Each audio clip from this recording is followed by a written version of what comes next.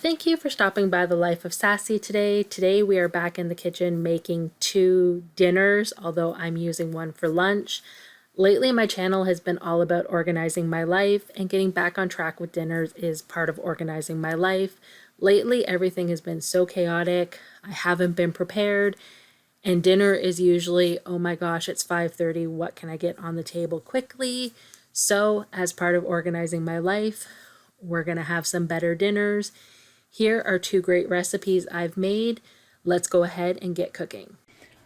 I was going to make myself some stuffed peppers to take in my lunches this week because I have a couple of office days, but when I went to go and cut up my cute little peppers, they had marks on them that I wasn't going to be able to work around. So, quick change in plans. We're now going to do a stuffed pepper casserole instead, and I'm going to make some substitutions in this recipe because I'm not going to the grocery store, so instead of fresh spinach, I will be using frozen spinach. I'm only going to use about half of this. As well, obviously, I have chopped peppers instead of whole peppers, and we had some rice in the freezer, so I'm going to use that. Let's go over to the stove and get started. In my frying pan over medium-high heat, I'm going to go ahead and add about a tablespoon of oil and let that heat up. To my pan, I'm going to go ahead and add my onions, and to that I'm going to add about 1/8 of a teaspoon of pepper, and I'm going to let these soften. My onions have been cooking down for about 2 minutes. I'm going to go ahead and cook my peppers. I'm probably going to let these cook for about 4 to 5 minutes just to let them soften a little bit. My peppers have been cooking for about 4 to 5 minutes, so now I'm going to go ahead and add in my spinach. I'm not adding a ton of spinach. It's not my favorite part of this recipe, but I'm going to add a little bit. As well, I'm now going to go ahead and add in my chopped mushrooms. And to this, I want to add about a teaspoon of garlic powder. And we're going to let that cook for about a minute or two. And then we'll add in the tomato sauce. I'm kind of winging it here because I wasn't planning on making the full recipe, plus now it's becoming a casserole, so I'm going to go ahead and add about half of this can of tomato sauce. If I need to, I can add more. To this, I'm going to add about a tablespoon of parsley and about a tablespoon of Italian seasoning. I went ahead and defrosted my rice in the microwave just so I can make sure I can see if I have the right proportions here, since I'm kind of winging it. Let's give this a stir. Okay, that looks good to me. Now you don't have to worry about this being cooked through because we're going to put it in the oven. My oven is currently heating to 350 degrees. We're going to go ahead and add this to a casserole dish. I'll be back with you in a minute. Now I'm going to go ahead and spray my dish, and let's go ahead and dump this whole mixture in.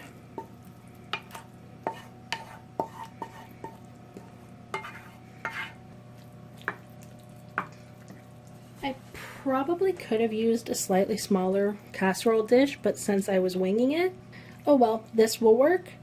Now we're going to go ahead and top it with some cheese.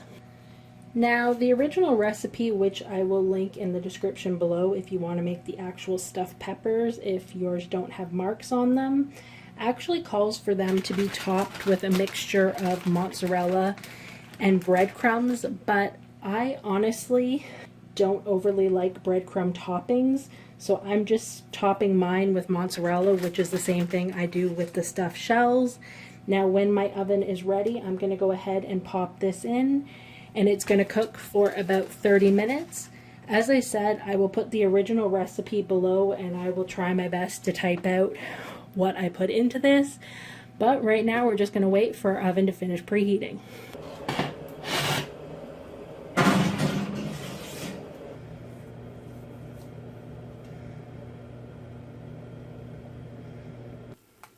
Here is my casserole after it baked for 30 minutes. I have to tell you, this was absolutely delicious. I loved it. We didn't have it for dinner. I actually took it for lunch. This is a great recipe to reheat. All of my coworkers were commenting on the smell of my lunch. It was amazing. Give it a try, whether you make the casserole version or actually stuff the peppers. This definitely is a must try. Skillet chicken and mushrooms. This is a one-pot meal. I have made a few variations to the recipe. We have had this before, so I have changed it to my family's liking, but as always, the original recipe will be in the description below, and I'll let you know what I'm doing differently. Let's head to the stove and get cooking. I have my pan preheating to medium-low, and I'm going to add about a tablespoon of olive oil. And to this, we are going to add our chicken. Yes, you see a couple of onion pieces by mistake. I added onion to the pan before I should have. I've removed it. And now we're going to add the chicken. We're going to cook the chicken first, remove it, and then go from there. In the original recipe, they don't add a lot of seasoning to their chicken. They say when they're making a cream sauce, they prefer the meal to be a little bit more bland. We don't, so I've taken some of the comments, and I'm going to add pepper. That was 1/8 of a teaspoon of pepper. Then I'm adding a 1/2 teaspoon of garlic powder, 1/2 teaspoon of onion powder, and about a 1/4 teaspoon of paprika. And I'm going to let this cook until the chicken is cooked through. It's going to take about 5 to 6 minutes. My chicken has been cooking for about 6 minutes, so I'm going to go ahead and remove it. I'm just going to put it on this cutting board and set it off to the side. I'm going to go ahead and add a touch more olive oil. And now I'll add my onions back in. I have just put in a small yellow onion. I had it in here with a little bit of olive oil and about 1/8 of a teaspoon of pepper. It probably cooked for about 2 minutes before I realized my mistake. So I'm just going to let it cook for a couple seconds and then we'll move on to the next step. To the pan, I'm going to go ahead and add in 8 ounces of mushrooms. To my mushrooms, I'm going to go ahead and grate in 2 cloves of garlic. You could just use minced garlic. I just prefer to grate it in than to pull out the garlic press. We're going to give this a stir and just let it cook for a couple of minutes. The original recipe doesn't call for this. I'm adding 1 cup of orzo. Now in the original recipe you're supposed to add it after you add the broth, but I personally like to toast it up a little bit. So I'm going to let it cook for a minute or 2 and then we'll go ahead and add in our broth. My orzo has been toasting for about 2 minutes. I'm going to go ahead and add in 2 cups of chicken broth. And now we're going to turn this up to medium-high, and we want this to come to a boil. To the broth, I'm going to add, it calls for a 1/4 teaspoon of parsley. I probably have more like a 1/2 teaspoon.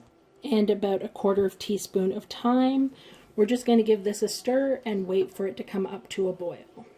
My mixture has come up to a boil, so I'm going to reduce it down to medium-low. I'm going to pop a lid on this and we're going to let it cook. It says as long as the package direction on your orzo. Mine says 8 minutes. So we're going to put the timer on for 8 minutes and I'll see you then. I forgot an ingredient. This isn't in the original recipe, but we like to add some peas to ours. Since mine are frozen, I literally just took them out of the freezer. I'm going to go ahead and add them in now and let those cook with the orzo and broth mixture. My orzo's been cooking for 8 minutes. I'm going to go ahead and take the lid off. There's still a little bit of liquid in there. I'm going to let that cook off a little bit with the lid off, but I am going to go ahead and add my chicken back in. You can see when I move it, all of the broth has been absorbed, so I'm going to go ahead and add in my 1/2 cup of heavy whipping cream and give this a stir. Now you just want to cook this for a minute or 2 just to heat the heavy whipping cream through and to reheat your chicken. Now, the original recipe says that Parmesan is optional. Freshly grated Parmesan is never optional in my world. So I'm going to go and add in about 1/2 cup. We're just going to give this a quick stir.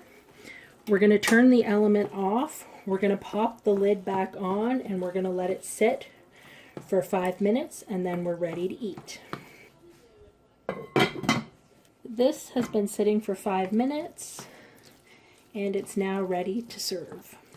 And there we have it. I added a little bit more freshly grated Parmesan for serving, and there's dinner. This has become a recurring recipe in our house. We've made it quite a few times. It's so quick and easy to get on the table, and we love the veggies in it. Definitely give this one a try. Thank you for stopping by The Life of Sassy and checking out my video. I really do hope you give these recipes a try. They were both amazing recipes, and sometimes life happens in the kitchen and stuffed peppers become a casserole. If you like this video, please give me a thumbs up, and if you haven't already, please consider joining my YouTube family by clicking that subscribe button below. Thank you again for stopping by, and I hope you all have a wonderful day.